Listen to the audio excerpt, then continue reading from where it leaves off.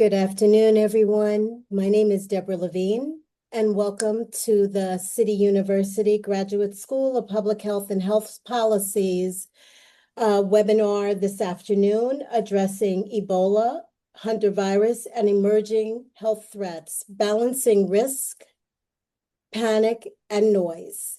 Today, we are blessed and fortunate to have Curtis Archer with us, who will moderate us through this conversation, along with an extraordinary panel of subject matter experts to help us better understand where we are in this process and to help us figure out best strategies for how to have these difficult conversations. So what I am going to do is decrease so that Curtis can step into the space and begin us in this conversation.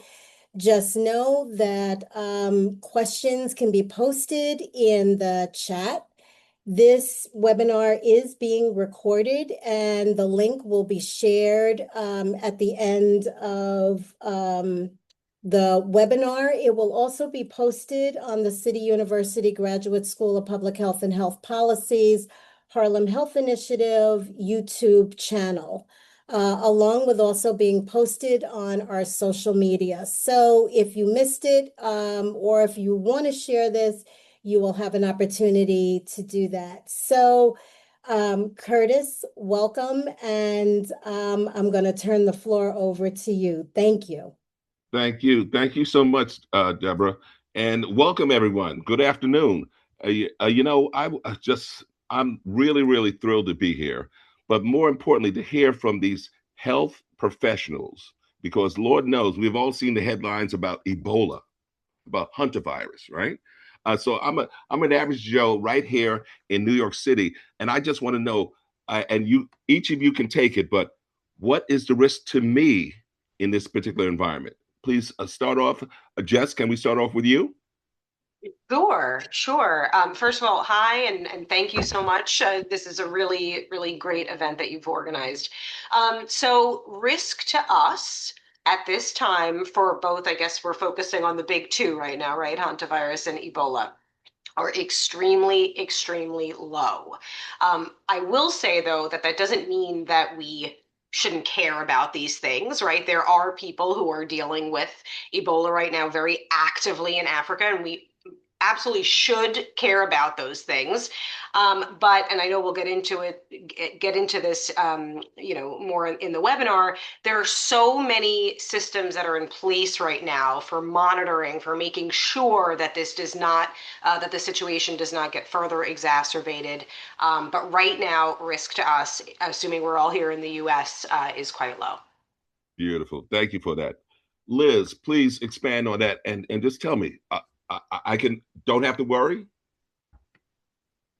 So, what we've learned, so hi everybody, I'm Liz Marnik. It's lovely to be here. Jess and I work very closely together all the time. And one of the things we've learned, right, is that telling people not to worry can often come across as dismissive. So, yes, what Jess said is true. The risk to us in the US right now is very low, and that doesn't mean public health shouldn't be active and involved and doing everything they can to keep it that way. But one thing I like to think about is, what is it that I could do? Or is there anything that I should do? And for both hantavirus and Ebola, the answer to those questions is no. Right? We have tools like masking, washing hands, staying home when sick that are good practice in general right now because there's all these other viruses that I'm more worried about personally for us to potentially be exposed to. But in terms of, Ebola and hantavirus, again, the risk is low and it's not something that you need to be stressing about. But that doesn't mean we don't understand why the news might not be the news might be making you a little bit stressed. Mm-hmm.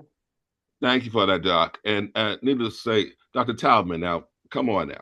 We had two cases of hantavirus that I'm aware of, You notice I said that, occurred on a cruise ship. And yet the folks were then taken to Nebraska to quarantine. And yet the risk is low. Do tell. So, hi everybody. Thank you for having me. I think the idea that's really important to think about here is that they were taken to Nebraska to quarantine, right? So I'm going to agree with what my colleagues just said for both Ebola and hantavirus. At this time, the risk to New York City is very low for either of these two infectious diseases. And the fact of the matter is those patients were taken to Nebraska because the systems that we have in place recognize that the people on the ship had a small chance of having this disease, and so we're taken to a place where they could be monitored appropriately and taken care of, more importantly, should they become sick. And so the system that we have in this case worked to try to keep us safe. And so those people are still in a quarantine center being monitored by Nebraska and other public health authorities. Unfortunately, it looks like nobody else has gotten sick, so this is really encouraging. This means that our process worked.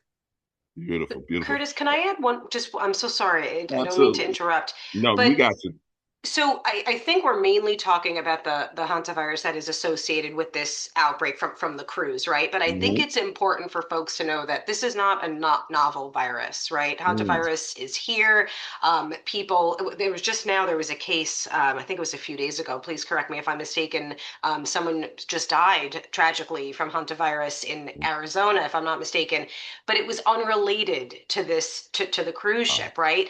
And again, I'm not a virologist or a specialist in this, but it has to do with exposure to rodent poop, basically, right? Rodent species increases our risk, and so we're actually at higher risk from just like sweeping out our garages and our attics, to being exposed that way, versus this specific outbreak. I just wanted to clarify that one point. Yeah, and actually, just to keep on going a Yeah, little bit more, because I think Mhm. more information is better in this case. So there are a lot of parts of the United States that hantavirus is very well known to. New York City is not one of those places.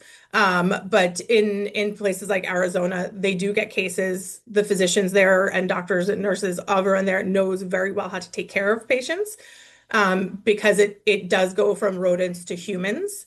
Mm. And so we do see cases throughout the year in certain parts of the country, on a regular basis. Well, and Doc, so certainly one of the things that we were talking about before was some of the preparations that you made because we're going to have really a perfect storm. Okay, you got World Cup. Oh my God, my Knicks are actually winning. Who knew? Who knew? We got baseball. We got all that stuff happening. And it's 250 years for God's sake. So please let me. Are we ready for this? So, one, I'm very excited about the Knicks. I stayed up way too late, and I still have anxiety based on that game, and will probably for the next couple weeks. But yeah, so we are as New Yorkers about to enter a pretty busy season, in terms of the World Cup, the Knicks, the Fleet Week, lots of different things that are happening. What I will say is, there has been a lot of planning that's been going on for a very long time from a local, state, and federal perspective. I can speak a little bit to some of the planning that I've been involved with from the health perspective, and that has been going full force for quite a while, trying to make sure that we can keep the city safe during these events. Beautiful, beautiful, and certainly, Liz. I'm going back in time now. Okay, because certainly we do know that we had coronavirus. Okay, and I do remember some of this. I guess some of the stuff coming out of 45 at the time, who was the president, was contradicted real science. So tell me, how can the community at large believe what we hear, and what sources do you think we should trust?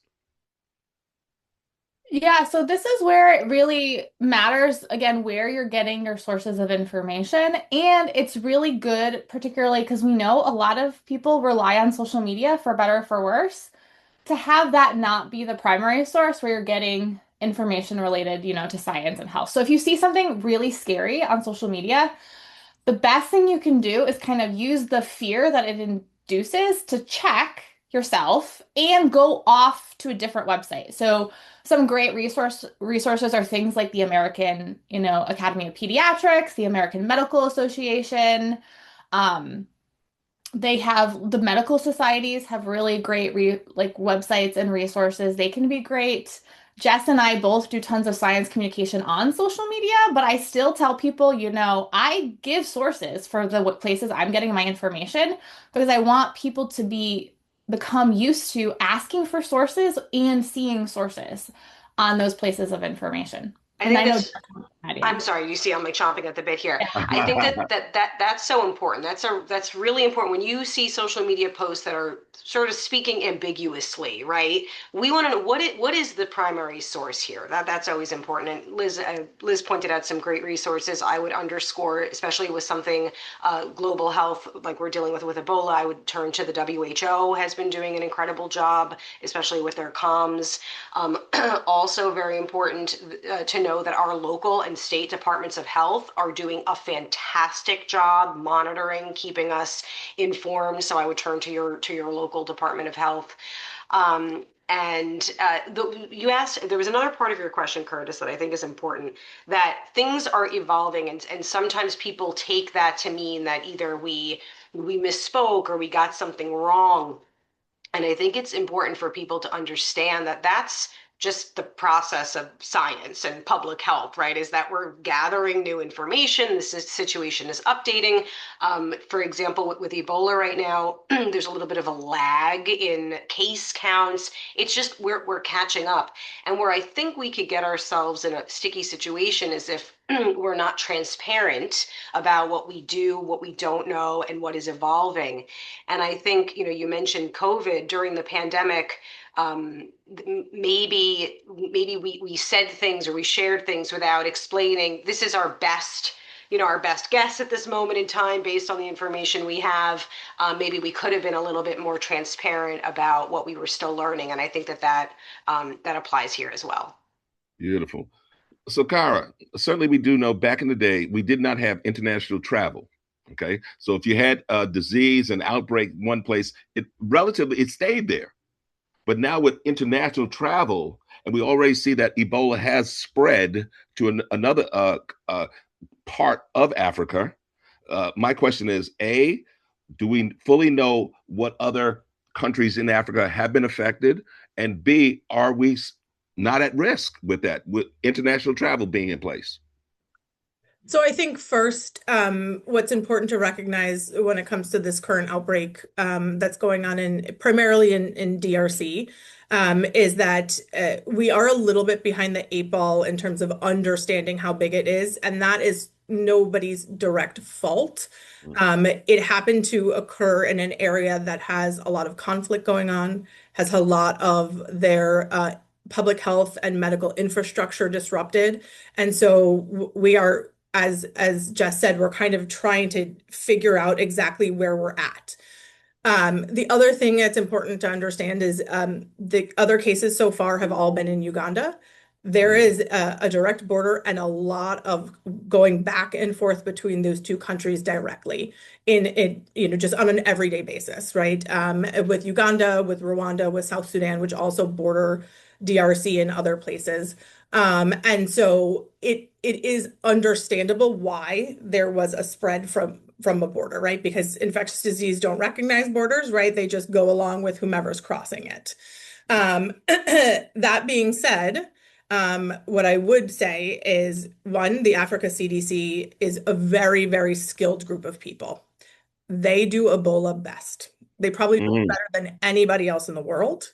And so knowing some of the people who are involved and some of the people who have responded, I have full faith in their capabilities.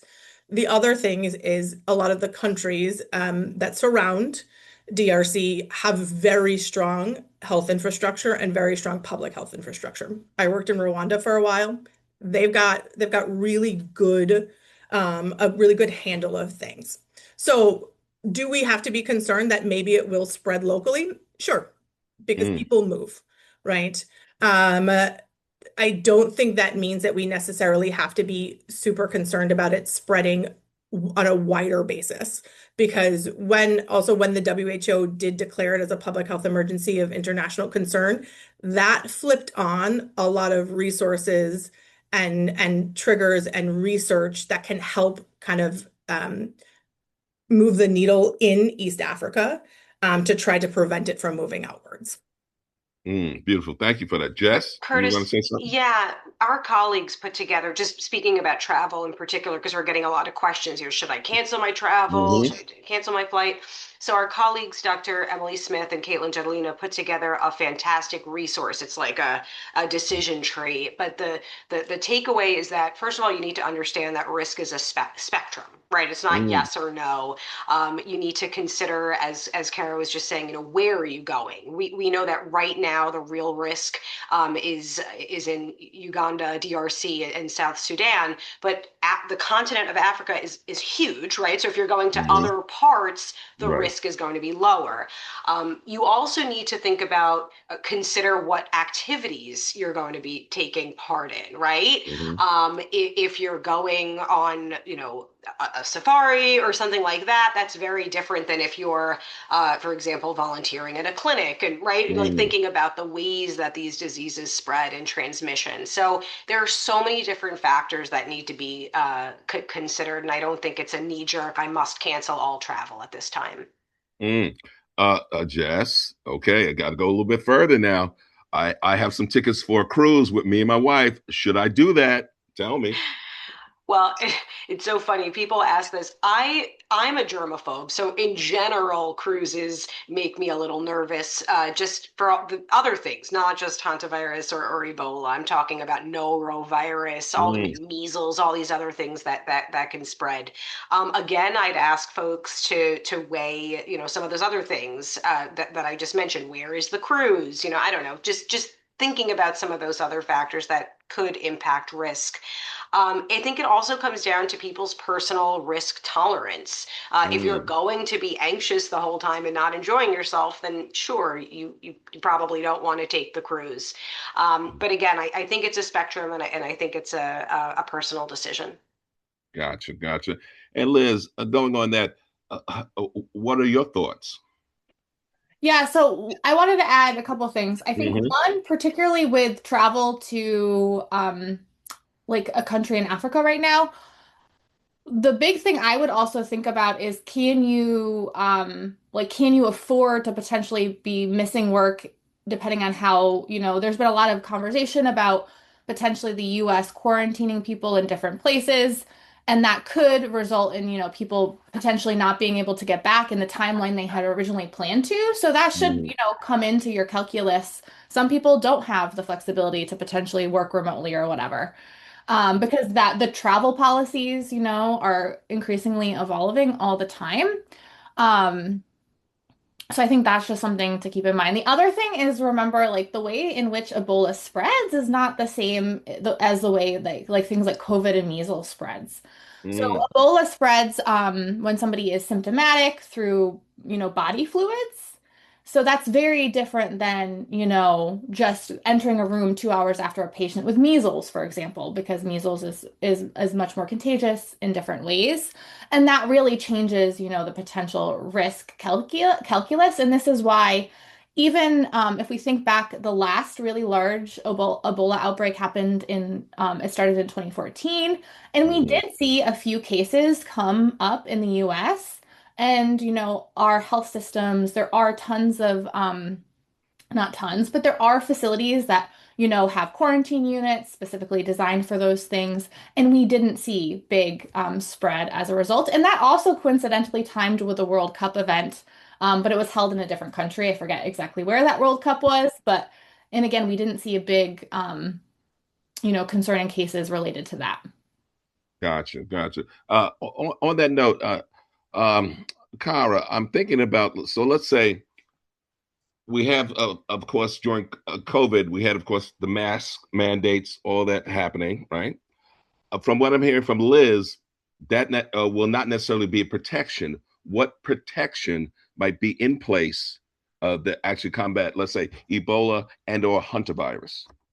So I think, so first, So Ebola virus, right? And I would like to say I have a very healthy fear of Ebola virus. I have seen Mm. what it's done to patients. I've seen what it's done to communities. I do not take this lightly. Hmm. I've had colleagues who have been affected. I've taken care of these patients, right? I take this very seriously, and I think that it needs to be taken very seriously. And I'm genuinely concerned for what's going on in that part of the world. Um, it is not an easily transmissible disease, right? So Liz said this, in order to catch Ebola, you need to have contact with somebody's bodily secretions and not just casual contact. And this is Mm. why what we see in Ebola outbreaks, the people who get sick are healthcare workers and family members, right? And so it is vitally important that anybody who is taking care of somebody who potentially has Ebola to have all the proper PPE, and that is quite a lot, right? Um, but the general public who does not have it coming in contact with those people, there's not one thing that will make you safe, right? Because Mm. again, you have to have prolonged contact with somebody's bodily secretions. In general, I tell people, don't touch blood, right? Mm. Don't touch other bodily fluids, right? Because you can get all sorts of things, right? But sure, you can wear a mask, but that's not really what's going to help you, particularly for Ebola. It may make you not get the flu, Mm. right? Hmm. Now, hantavirus, particularly this strain of hantavirus, the Andes virus that we've been talking about from the cruise ship, is unusual because most hantaviruses do not pass from person to person. This one happens to pass from person to person. Um, Wow. and so the thing though is it doesn't just quickly pass from person to person. It's airborne, but it requires prolonged contact with another person. So typically, if you get it, you get it from sharing the same room, sleeping in the same bed, taking care of the person, again, a healthcare worker, not from being on the plane with them for a couple of hours. Um, so sure, if you're concerned about being around somebody with hantavirus, I would wear a mask. But again, Mm. it's not a casual contact kind of disease. And I think that is very important to remember for both of these two pathogens. You don't get them from casual contact. Well, then two things on that note. So let's say A, for both of them, is there an incubation period? That's one. And then two, because I did hear, of course, Ebola, symptomatic. What about hantavirus? Symptomatic as well? Will there be symptoms showed? So I will defer to the other two, but I believe Hmm. just symptomatic spread for hantavirus. Gotcha. I'm not Liz? 100% sure that I'll be honest with that. Yeah, with the Andes virus, I think to the best of our knowledge, it does appear to be that case, but we've had so few, cases of Andes virus that we could learn more over time. Um, and for Ebola, yes, it's symptomatic. I'm Gotcha. just trying to remember, Liz. We were investigating. I was not part of the team investigating whether that asymptomatic spread was possible, right? I think there was a couple of folks who ended up getting infected. We weren't sure if they had contact with someone who was symptomatic or not. But to your point, I think that the result was no, that it's symptomatic spread. Sorry. Again, to underscore that what Liz just said, that this is something that we are still studying and figuring out. We don't have all of the answers right now. Yeah, and just certainly we do know about, let's say, a lot of the noise, but I want to know about with news cycles. Why have these particular stories, well, they're on a news cycle, come out fiercely, and then suddenly they disappear to the outskirts? Like, for instance, I did even hear what a little Marco Rubio mentioned, of course, that it's in Africa, so we don't necessarily have to worry about it. Any thoughts on that? I mean, it was really interesting, right? During, I guess, was it a month ago at this point with Hantavirus? I felt, at least to me, I don't know if it's because we were in this SciComm public health space, it was everywhere. And it Mm, felt like it was being driven by the algorithm, like mm, clickbaity, everything. It was like mm. this terrifying, terrifying virus spreading rapidly. And then I think, and maybe we'll talk about this more in a sec, but now that it seems like we have things under control and things have been contained, it has quieted down. And to your point, Curtis, with Ebola, I think we're othering this virus, which is incredibly, incredibly frustrating and unacceptable in my opinion. But I think so different things with hantavirus and Ebola. I'm curious what my colleagues think though. Gotcha, gotcha. Liz, tell me thoughts. Yeah, I mean, I think, right, it's true that humans have short attention spans, particularly because we're in a society that is driven a lot now, unfortunately, by social media algorithms. So I think it's unfortunate that that's the reality in which we live. So, for example, like we've mentioned more than once in this conversation, I am deeply concerned for the people in the DRC because they're Mm, the ones living through this Ebola outbreak right now, and they're the ones most, directly impacted. And I think we should all care about making sure they have the tools and resources from a humanitarian perspective, but also because diseases don't respect borders. And I think it has been interesting to me that I have not seen as much like social media discourse about Ebola as I have seen about hantavirus. yeah, yeah. And and I don't know exactly why that is. I think part of it is because, when it was discovered on the cruise ship, people knew that there were Americans on board who could be going, who could, could be going and potentially spreading it to other people. And maybe that was the trigger that made it seem more it could affect them. And I think that's the unfortunate issue with a lot of humans is they don't care about issues unless they think it's going to directly affect them, which is unfortunate.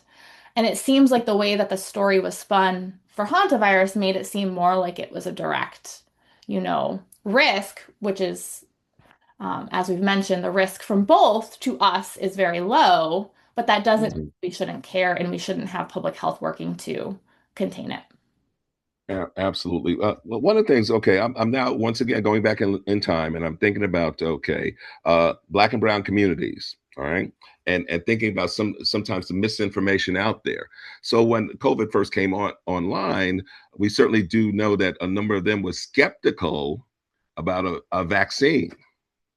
Okay, they thought that, oh my God, this could be another syphilis experiment or something like that. Okay, so how are you guys on the forefront able to really combat that misinformation out there and maybe um, talk to folks to get their skepticism a little bit less anxious? Tell me, doctor. So I'll definitely direct this a little bit more Mhm. to my other two colleagues, but what I Okay. will say as a physician who takes care of patients, and I worked all throughout COVID here in New York City, um, when people met with skepticism, I said, you're right. You're right to be skeptical. As medicine has not done right by marginalized communities, particularly black and brown communities. And so I I hear you when you say that, right? And I think it's totally reasonable to have that skepticism. All I can say is what I know, right? And that the information I'm giving you at this time is the best of my knowledge at this time. And that I can't do more than that. But I think that as a medicine, we've gotten a little bit better at recognizing this. We Mhm. still have a long way to go. But all of the conversations I had during that time, particularly around vaccines, started with, you're totally right to be skeptical. History has proven you right. And then I'll let my colleagues take it. I Yeah. couldn't agree more. First of all, validating that very, very understandable anxiety and concern in those communities. For first thing I'd want to say is that right now we don't have a vaccine for either of these, right? Mhm. Although there was some promising news. I think there are two candidates for the Ebola vaccine that are being tested right now. But to preempt, let's say we do get a vaccine, right? How would we deal with that? So I think one, again, acknowledging, validating. Two, we've learned a lot and things have changed since those atrocities. You mentioned the syphilis study. Mhm. I use air quotes for study, right? The human protections that are in place now and informed consent and how rigorous our processes are for testing and regulation of these vaccines and being transparent in the processes. So something that folks seem to appreciate very much is how do we go from this idea to having a vaccine? What are the steps? How do we know it's safe? Moving from, the preclinical trials in animals to the human data to once it is, licensed and released, the constant monitoring and how any safety signal that crops up is immediately flagged. So focusing on those things typically does alleviate some of that concern.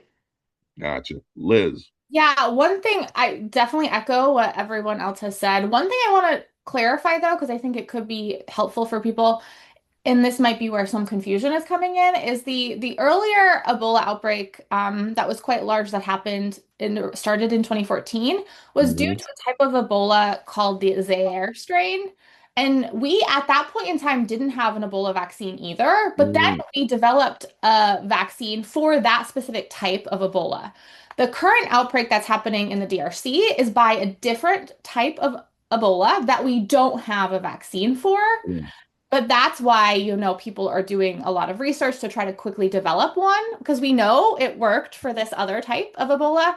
And the hope is that we can quickly develop one for this type of Ebola as well. This specific strain of Ebola I'm sorry, this specific species of Ebola is actually, this is only like the third time it's caused an outbreak in this type of way. So that's why we have talked a lot about how we don't have the same tools we would have had if it had been caused by Zaire, which we would have had as vaccine for. Um, so that's just some extra additional context, but otherwise I totally echo what Cara and Jess said about how we would handle that communication. So, Liz, something like Ebola. So, I remember COVID that it morphs, it changes, it evolves. Same thing with Ebola. Same thing with Hantavirus. So all viruses have the ability to, mutate and evolve. They just all do it at different rates in Mm. different ways. I don't remember offhand how quickly Ebola, can mutate. I don't believe it's not like flu and COVID in that sense. But Kara may have, or Jess may have additional context on that. Karen. I don't. I don't in terms of because I'm not a virologist or an immunologist. I'm an emergency physician. But what I will say is what is important to recognize is Ebola, as a lot of other of these diseases like Hanta, live in animal reservoirs, meaning they circulate amongst animals all the time. And so although this is new to us, it is not necessarily new. And so what we've seen is over, the last decade or so, maybe an increase in these kind of outbreaks. One, because we know about what's going on in other parts of the world because of the internet and social media, right? Whereas before we didn't, or we just didn't hear about it. But also because what we're seeing is humans are going to places that humans didn't go before, right? Mm. So with deforestation and population movements, so Ebola lives in fruit bats, chimpanzees, and a couple other different animals.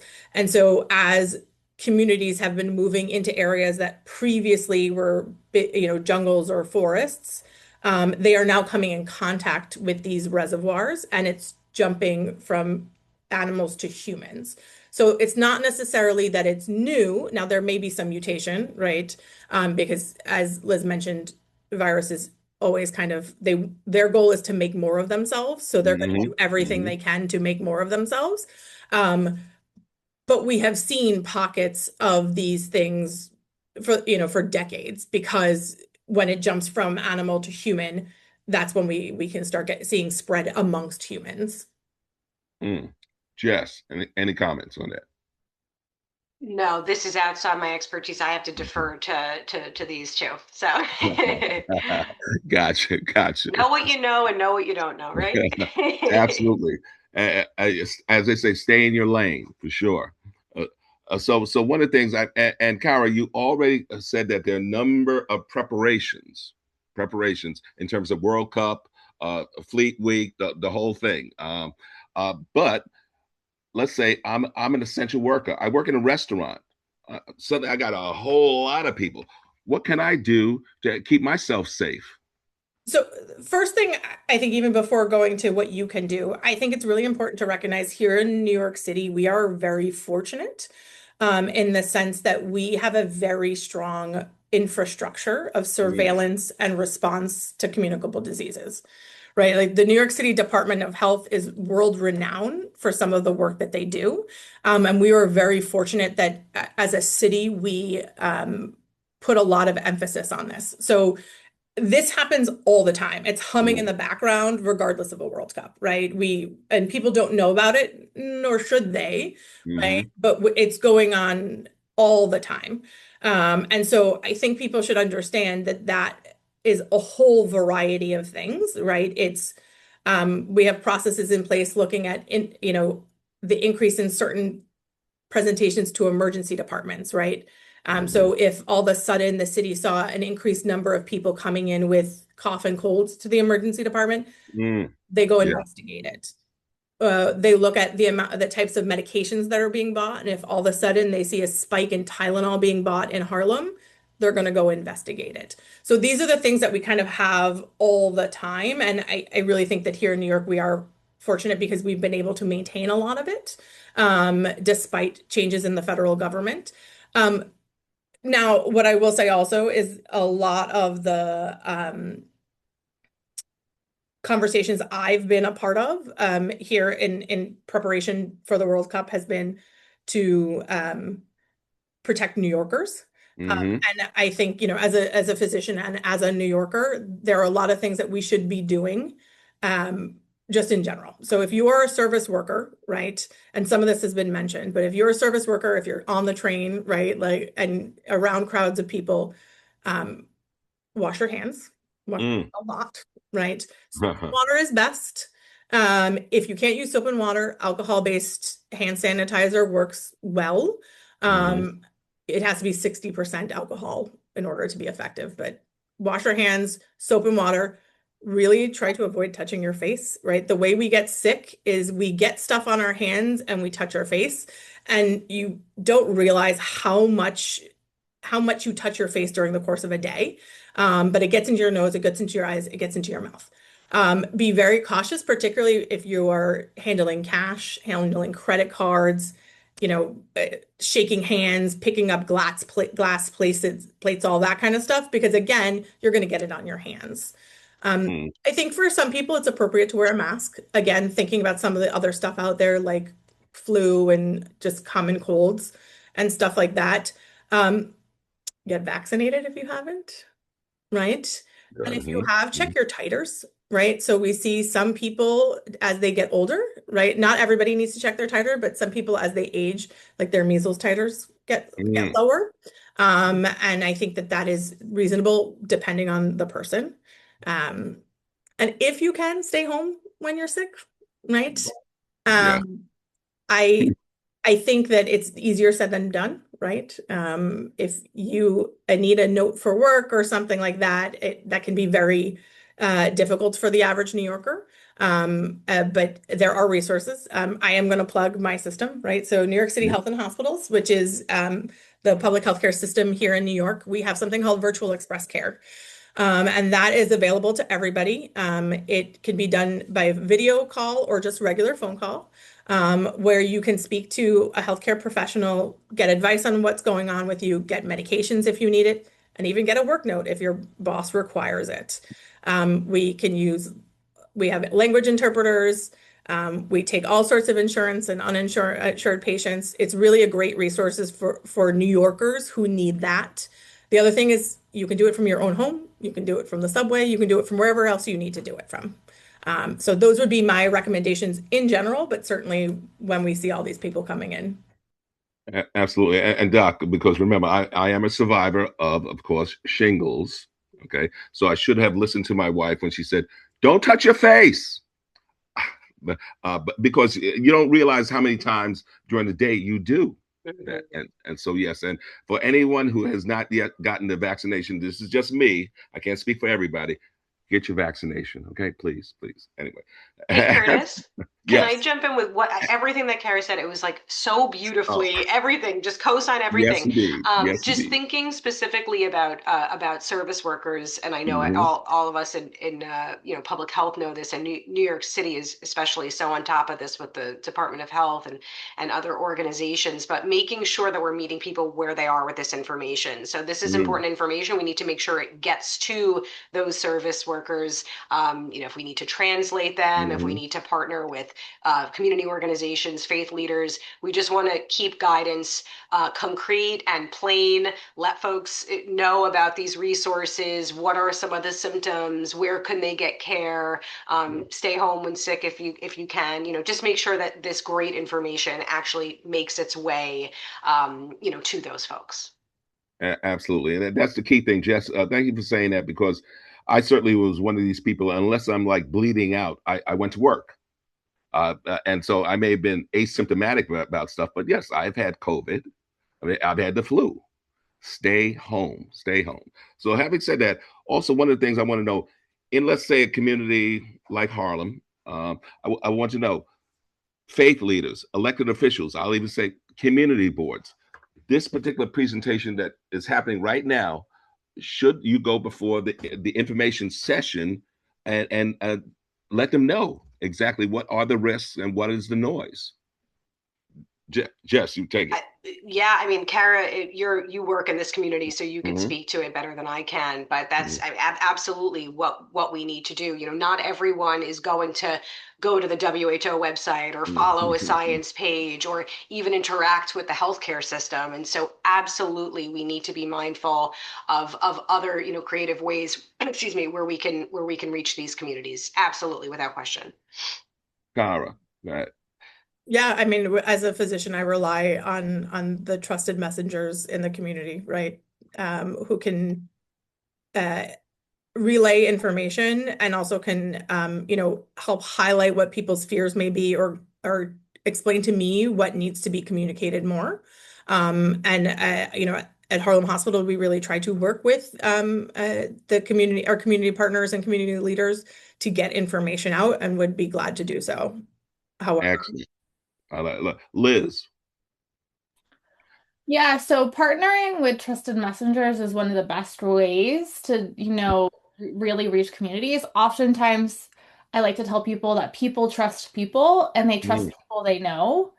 And it's understandable that someone might not trust a random scientist or a random institution, right? But they do trust their pastor and their post office worker and their teacher, right? So one of the things that, Jess and I both do quite often is we think about our role as equipping those people to then take information to their communities because they know what their communities are asking, they know what their communities care about, and they can help translate that information in a way that actually connects with those people. thank you. And Cara, one of the things, let me know, because I heard it mentioned before, let's say deforestation and other things, right? I just want to know whatnot. Has that really created more avenues for, let's say, viruses and let's say maladies to spread in this modern world? so yes, it has increased the interface, the with between animals and humans, right? And Hmm. between Hmm. viruses and bacteria that we didn't have exposure to or didn't have frequent exposure to. And I think that is something as a human species we're going to have to grapple with, right? That and likely some climate change is going to affect what we're going to see in the future. So we do need to, as a public health community, as a medical community, and just in general, need to think about what that's going to look like. We can't predict it necessarily, but we should be having those conversations and thinking about it.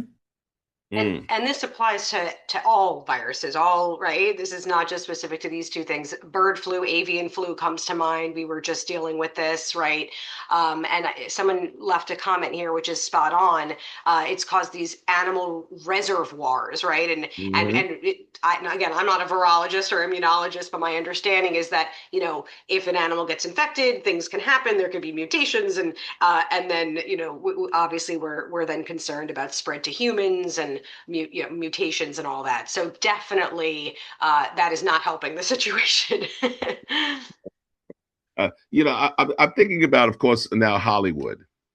Certainly, we do know about a number of things from outbreak to virus, you name it, right? So it will not be necessarily a World War III, a nuclear explosion, but more on the level of a microvirus. Doctor, can you comment on that? So sure, right. I think that there's the potential for new and what we call new and emerging pathogens to cause problems in the future. I don't know if it has to be as nefarious as you make it sound. Rather than just kind of a accidental spillover from animals to humans. I will say, and this is where I think it's important for people to recognize that public health infrastructure here and around the world is very important, right? It is very important for our general safety and security, right? And so the US has often, been a leader in this and providing resources and expertise and funds to public health infrastructure around the world. And we need to make it clear to those that we elect that this is important both locally and internationally to keep us safe right here at home, even if something is very low risk to us.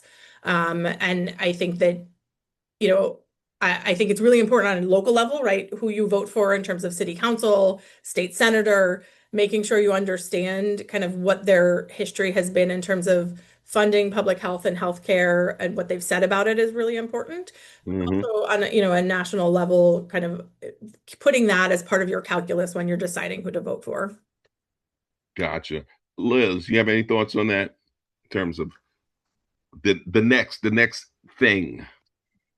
Yeah, I mean, right, you can look at reports from like the World Health Organization and other places that have talked about the things that they worry could cause a future pandemic.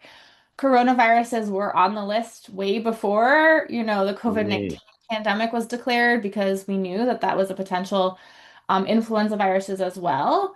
And just echoing, what Cara said, this is why investing in research and public health infrastructure is so important because it's only a matter of when it does happen in the future. It will.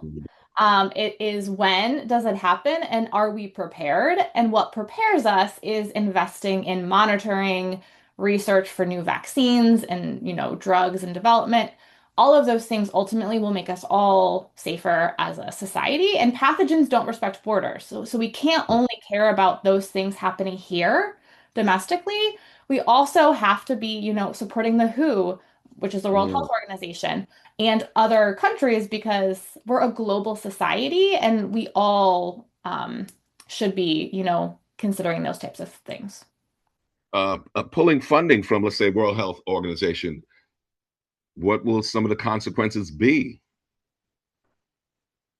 Anyone? I mean, it's a nightmare situation, right? We need that infrastructure both here in the U.S. and on a global level. I think that folks, I mean, right now, I think we're all aware of what's going on, federal level, federal health. There are still incredible folks. This is the thing I meant to say earlier, at the CDC, at these other organizations, career scientists, career, public health professionals who are working so incredibly hard. Obviously, they're doing it now with fewer resources, less support, less money. And, while, and we've said this, I don't want to be too repetitive here, but these particular things like, I'll say hantavirus right now about this, the outbreak related to the cruise. I think, we have we can't say 100% we're not totally out of the window, but we're pretty confident that this has been contained. But what about the next thing? Right, as Liz said, I mean, what about the next thing that maybe we, is more transmissible, or that we have more trouble controlling? And so it just feels like we're being very short-sighted and myopic right now, and I think it's leaving us very vulnerable to the next threat. Well, okay. So certainly we do know, and we're not going to just say everything coming out, let's say from the federal level, is crap. Okay, but what might be some red flags that you guys can identify that may say, no, I'm not necessarily sure if this is trustworthy? Someone take it. Mm-hmm. So red flags, and this doesn't just go for government, this is any information that you see. I think that strong emotional reaction, right? If it tells you how to feel before it gives you the actual information. So, terrifying killer virus spreading on a cruise. I mean, that's sort of, really playing on our emotions. And we know that fear is like, that's very clickbaity, right? It's a more efficient transmission vector than the virus's, virus itself. Also, I think we said this before, but no real sourcing. When you see very vague things like people are saying, or sourcing that loops back on itself, you want to know what the primary source is. That's very important. Single anecdotes that are blown up as trends. Certainly, this is a big red flag that I think we're all aware of, is if someone's trying to sell you something in the same breath. And I couldn't believe it. I don't know if folks saw this, but I saw people selling, supplements that will protect you against hantavirus. I mean, just absolutely wild. And then also this idea of, if you see information that demands that you distrust every institution at once, right? We are still learning. We are still figuring out. Experts will disagree on specifics as we iron out these details. Even something, what was it, Liz, we were talking about, is hantavirus, respiratory, it's in the droplets, but it doesn't really, right? Like there was some question about how it spread or how long you need to be exposed for there to be concern. That doesn't mean that you need to distrust the scientific and medical establishment, right? Or public health. It means that we are actively figuring things out. Sorry if that was long-winded. No, that's good. That's right on. Someone else. Want to take that? I mean, I would say in terms of when you're talking about your elected officials or a government response, I think it was Liz or Jess, I don't remember, who said something about othering, right? Right. Yes. When the response is that's their problem, right? That is, to me, a red flag when it comes to health and well-being, right? If New York City said it's New Jersey's problem, right? That wouldn't make sense to me because they're just over the river, right? And so any time that the posture is, well, that's not our problem right now, I think is very short-sighted, and from a public health and a medical perspective, really doesn't sit well with me, because we know that everybody else's problem, particularly here in New York, is our problem. And so I would say when you're hearing things, whether it be at the local, state or federal level or international level, where that's what they're saying, it's not our issue because it's over there. I think, one, they probably don't understand the problem. And so they shouldn't be giving recommendations. Or two, their values don't really kind of fit with the average New Yorker's values, right? And probably don't represent us.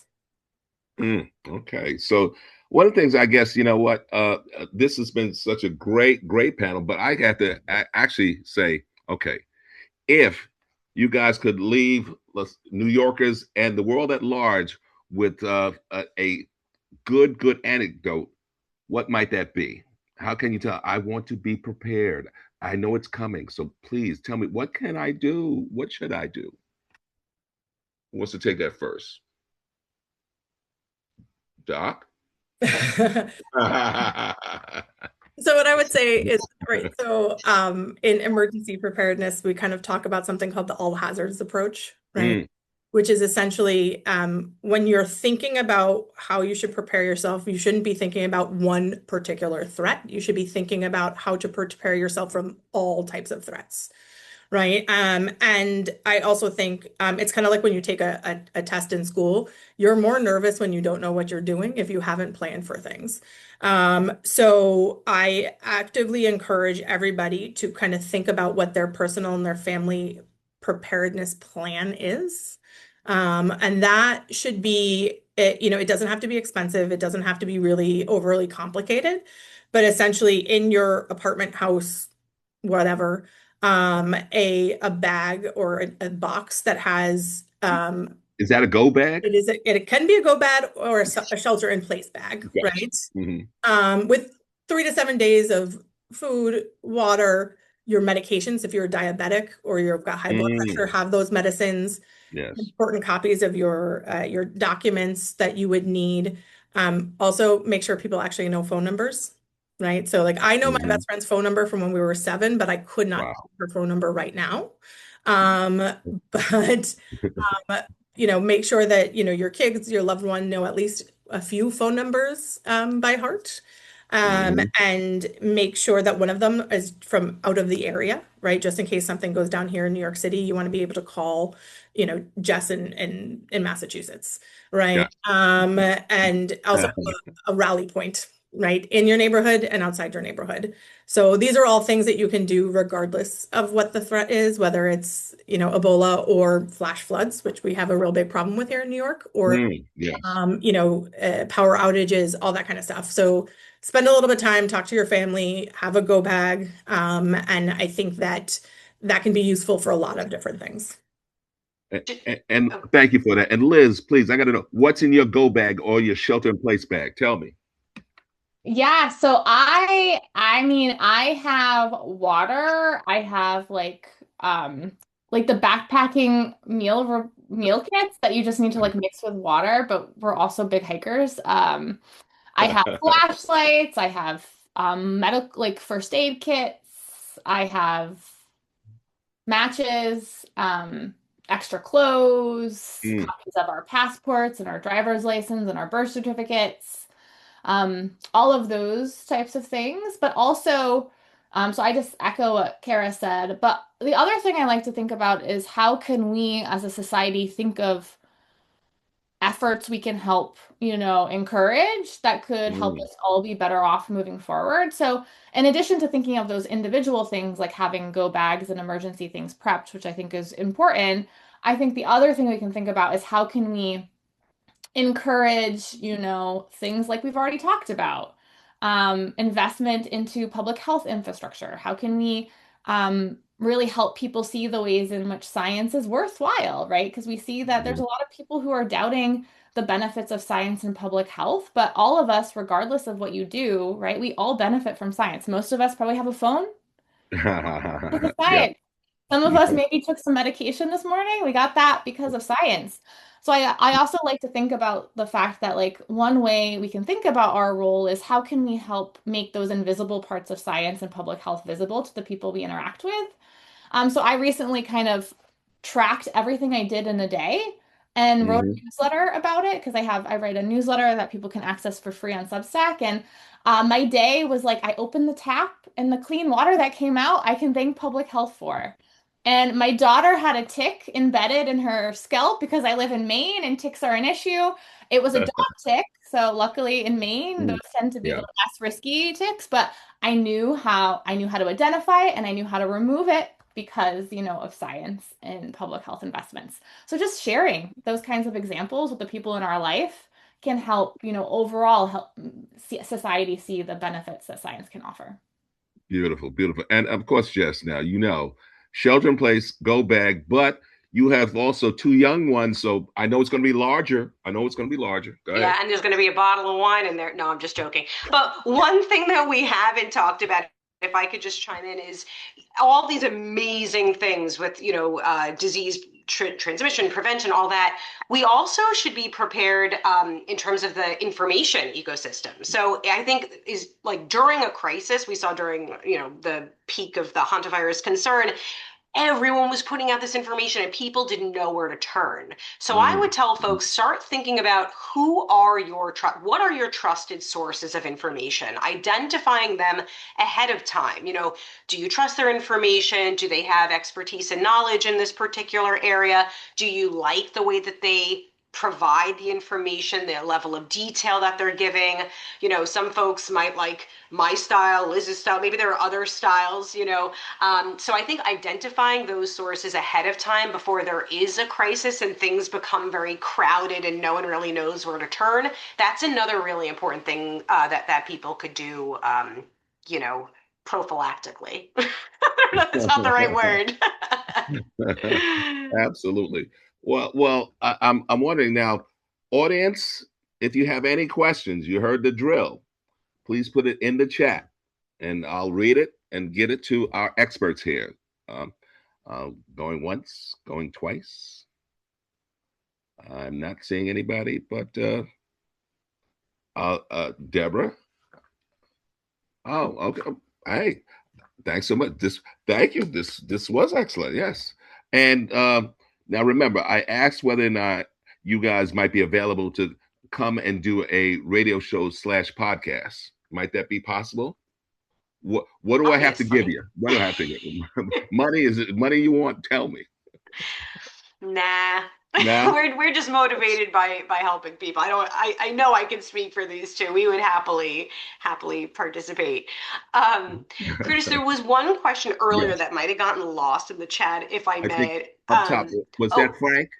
Oh yes, I think the 8-week incubation period, Yes. is that Yes. okay? Right. I Go so ahead. asking about, given the 8-week incubation period, is it premature to conclude that our processes have worked? I think we're talking about hantavirus here. Correct. In other words, is no evidence of hantavirus spread equivalent to evidence of no hantavirus spread at this point? Mm-hmm. I think folks need to understand that the periods of time, the quarantine periods, those are all set really keeping in mind things like incubation periods, and we build in buffers, like what's the outermost point, what's the longest we've ever seen, for an incubation period. At this point, and I forget exactly where we are, but I know we're past that midway point. So no, we're not through the max period, but we are again, we're not 100% now, but we're feeling very, very comfortable. There have not been any new cases. A lot of us are feeling confident that things have been contained. Again, it's not 100%. I don't know if others want to chime in, but yeah. What I would add to that, right, is like to that point, the people who have been identified as having cases have been people on the cruise ship, which is not surprising, right? So Mm-hmm. I was telling a lot of people, like, what were the things that would make me worried? Well, would be to see tons of people getting the Andes type of hantavirus who weren't associated at all with being on that cruise ship, and we have not seen that happen. And that's because, again, our systems have worked because the World Health Organization got involved. All of the people were repatriated to their home countries to undergo quarantine and monitoring. So all of those steps have been done. So yes, the incubation period isn't completely done yet, and we might still see a few cruise ship people who do maybe get infected, who do, pop up having it. But again, they've been quarantined, so then their risk to if they've been isolating, or if they've been quarantining, they can't then spread it to other people because, again, that's the reason we quarantine people, so they can't do that. So yeah, I think we've done the best we can, and all signs right now point to it having worked. Gotcha. And I see that, of course, Deborah weighed in terms of what mask we should use. I don't know if you saw that, Doc. What mask you should use? So I think in general, just a regular mask, right? In order for an N95 to work, you actually have to be fitted for an N95, which most people aren't. But you need to make sure that you have a good seal. I would say, again, I think to reiterate the point, in terms of hantavirus, I think most people are very comfortable at where we are in the setting of hantavirus, right? We could see a few more people who are under quarantine getting sick. That is a possibility. Fortunately, we haven't seen any spread outside of people who are on the passenger ship. That's very encouraging. We are still at a very low threat in terms of Ebola here in the United States. that may change, right? Mm-hmm. I'm not saying that that's not going to change, but the information we have right now, that is the case. And I don't mean that to be alarmist, right? But it likely won't change, but it's not impossible, right? Yeah. Mm-hmm. And so that is why the WHO did put out certain recommendations. That's why groups have been mobilized, and will do their best, right, to protect people locally in DRC and Uganda, and try to prevent the spread outside that area. These are all plans, right? Plans are imperfect, and plans don't always go the way they're supposed to.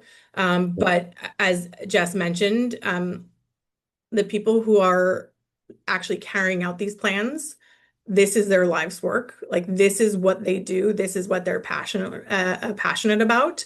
And they will do everything in their power to protect, people on the ground and the community at large. I think so far the plans have worked, and hopefully will continue to work. But time will tell, right?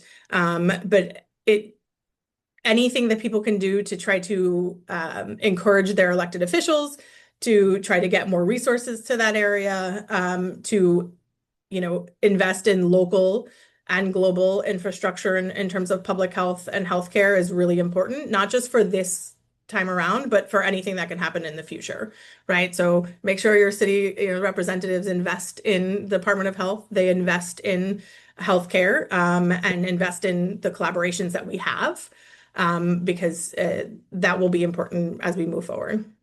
Well, there was a question in there in terms of, let's say, and not about a vaccine, but is there a cure for both of them? A cure? So not really. So as was mentioned, the Ebola virus that we are we're more comfortable with in terms of epidemics or outbreaks is Ebola Zaire, and there is therapeutics directed towards that. We have not had the opportunity to confirm if there is a therapeutic for this particular species of virus. And the same thing, Hantavirus right now, it's supportive care. Meaning we do everything else to kind of support the patient through the disease, but not necessarily have an antibiotic or a treatment specifically for hantavirus. Gotcha. Now, of course, remember, I thought in my lifetime, because I'm an OG, as people know, one of the things was, of course, measles. And we certainly do know that since, there was been a certain rollback. Is there any concern about an outbreak here in NYC? Yes. Mm. Yes. I mean, unfortunately, we've seen, locally and nationally a decrease in vaccination status. We've had cases of measles here in New York this year so far, and we've had a growing number of cases over the last couple of years, largely because we have a decreased rate of vaccination. And so for me, and a lot of the plans that I have done have been really more about measles than Ebola, right? Because just for that very reason. Absolutely. Jess? Could not agree more. I mean, my public health heart is screaming right now. Measles is the most contagious disease that we are currently aware of, right? And we have this amazing tool, the MMR vaccine, that is so incredibly effective at preventing it. And as Cara said, unfortunately, and I don't know exactly New York City's uptake of MMR, but because it's so contagious, we really need very high levels of community vaccination to protect us, right? So 95% of people or more need to be vaccinated. And if we drop even slightly below that level, we're leaving ourselves extremely vulnerable. So absolutely, if you have a child, the first dose is typically administered in 1 year. If you're in an active outbreak area, you can get it as early as 6 months. This is a conversation for you to have with your child's pediatrician. If you're an adult, you want to make sure that you have received the vaccine. If you're not sure, you can go ahead and get another dose. You can actually skip the step of getting your titers checked. It's not harmful, but it's not really a necessary step because, and again, Liz is the immunologist here, but it doesn't provide the full picture of immunity. So if you have any doubts or you're not sure if you got it, it's the best bet is to go ahead and get that extra shot. Last thing I'll say is that there's a really interesting phenomenon called the risk perception gap, and it's where we tend to focus on things, let's say like Ebola and hantavirus, which at this time present a very low threat to us right now in the US, and less on these other things that present a much higher threat to us, like measles. And so it's easy to lose sight of those things, but I'm so glad that you brought that up. That's a major concern. Beautiful, beautiful. And Liz, now as I told you, I'm an OG. I'm a senior, so I was just wondering, the recommended vaccinations that are out there from RSV, COVID, flu, whatnot. Am I at risk because of my age, or should I just do it? Shingles, for instance, which my wife, she ran out as soon as I was positively diagnosed and got her first dose. Now, I did have a reaction from my first COVID vaccine, but then after that, smooth sailing. Yeah, so a couple things I want to say there. So one is that, there are vaccines recommended for people as they get older, and those are an important resource that we should be taking advantage of, and they are recommended because the evidence shows that the benefits of those things outweigh their risks. And this is particularly true when we're talking about people as they age. So one of the unfortunate aspects of the immune system is that as we age, our immune systems don't work as well as they should. And this means that people as they age are, they are at higher risk for complications from infectious diseases as a result. And that's why we have tools like the RSV vaccine to, protect those individuals. The other thing I want to say, though, is just because you get a sore arm or you get a fever after you get a vaccine doesn't mean that vaccine is making you sick. That is because your immune system is responding the way you want it to actually protect you if you're exposed to the real pathogen, whatever that real pathogen is. So it's very normal to potentially, feel crappy for a day or two after you get a vaccine. Maybe your arm hurts, maybe you have a fever. None of those things means the vaccine made you sick. Those are just the signs that your immune system is working. And that's why we often do associate them with getting sick, because when you're sick, your immune system is also working, but you're adding on the risk of the pathogen, which we can mitigate if you get that vaccine first. Gotcha. And you know what? And this is just me. I just want to ask the question. Okay, so here it is. So let's say, as you mentioned, the Ebola breakout occurred some years ago, 2014, I believe. Right. So my question would be, has there not been a development of a vaccine because there is not an incentive by the pharmaceuticals in terms of the money play? I'm just curious. Is that why we haven't seen? Because certainly we remember under the COVID we had lightning speed. Okay, so can that happen with those viruses that we have talked about today?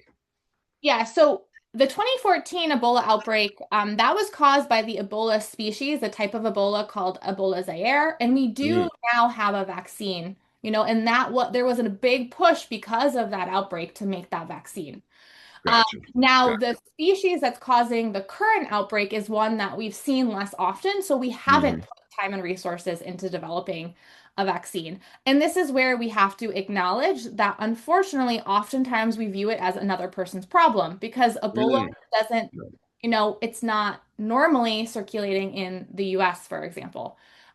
So this is why so many people who value science and public health constantly say we need to invest in vaccines and resources for diseases that don't necessarily impact us in the US. But when outbreaks like this happen, they do impact people, and we could be developing more tools. But because of this outbreak, we've seen a lot of news. There are efforts being done to make a vaccine for this Ebola species as well. And I'm very hopeful that we will have one. Beautiful. Anyone else? I just want to add one other point just about vaccines in general. The other thing is, when you get vaccinated, that does not mean that you will never get the disease. Right. Right. And so if you do get sick, right, it's not that the vaccine didn't work. The whole point behind vaccines are, one, herd immunity, kind of what Jess talked about, but also to reduce the complications of the disease, right? So that's why people who get the flu vaccine may get the flu, right? Their chances of getting hospitalized or dying from the flu are much lower because of the vaccine, but they're not negligible, right? And I think that's where some people get frustrated, right? Because they're like, I got it, I got the flu, but I got the flu vaccine, so it didn't work. Why would I do that? Right. And so you're doing it for yourself, right? Because you're doing it because you don't want to get as sick as possible, right? But you're also doing it for your friends and your family, and the community at large, and for the people who cannot get vaccinated, right? I think in the US we forget, and at least those of us who are younger forget what measles can do to people. But I've seen children die of measles, right? And to me, it's crazy that somebody would not get a vaccine when I've seen children die from, right? And so I think you're getting the vaccine not only just for yourself, but for your family and for your community. And even if you get a little sick, that's okay. Okay. Jess. And a reminder, I'd say that all of that, love it, that death is not the only outcome of these diseases. I mean, thinking about things like measles, there's a type of, encephalitis that could be deadly. There's something called immune amnesia, which basically our immune systems can be like wiped out basically, in very simple terms. And so I think we often think like, I'm living or dying. There's a lot of other bad stuff that diseases can cause, and vaccines do a fantastic job at preventing those severe outcomes. So can I make this blanket statement that vaccines do not kill, but they don't prevent disease? It's not that they don't prevent disease, they mitigate disease. Right? So they prevent some of the complications, but they're not silver bullets, right? They work best when we as a community do it, right? And so it's not a panacea, but it's certainly an important tool that we have to prevent unnecessary deaths and unnecessary poor health outcomes. Beautiful, beautiful. Well, I believe that I covered all the topics. And you guys, if you have something to say that I have not already brought out, please say it. You guys are good? Okay. I think we're good. Then I'm going to hand this back to Deborah Levine. Deborah, come on. I'm here. I can't tell you all. Thank you so very much for all of the knowledge and your time, your energy, and your talents for sharing this. As you know, again, this is the CUNY School of Public Health and Health Policy. Want to give a big thanks to Government Affairs, to all the staff in the background, but most of all, the people who joined us today. And if you don't take anything else away, please remember this: knowledge is power. The more we talk about these hard conversations about vaccines, about health and wellness, about sharing what it means to be able to share health information so that we're all health literate, because that is super critical. Doc, Cara, thank you so much to Harlem Hospital for always standing up and being a part of our community. The Evidence Collective, we couldn't do this without you. Unbiased Science, it is an honor and a privilege as a graduate of our alum and being a part of our student body. We have to give you a shout out. And of course, our moderator, Curtis, what would we do without you? Thank you for your leadership. Whenever you call, Deborah, you know I'm there. Always being our community voice and helping us through the hard conversations and in this process. Again, we will share the recording with you all. We are also hoping that we will have some continuing education credits attached to this. Look forward to other episodes coming out as, emerging issues are happening. And this summer, it's going to be a hot one in New York City, so travel safe. As the good doc reminded us, wash your hands, Yeah. wash your hands, wash your hands. And if you're going to be in crowded spaces, be mindful. If you're not feeling well, please stay home, even if you're not sure what it is. And if you don't feel good, you know, there are places like Harlem Hospital, our federally qualified health centers, your primary care physicians. Reach out, find out what's going on, but most of all, take care of yourself. So thank you, and thank you all. It's been a real pleasure and a privilege.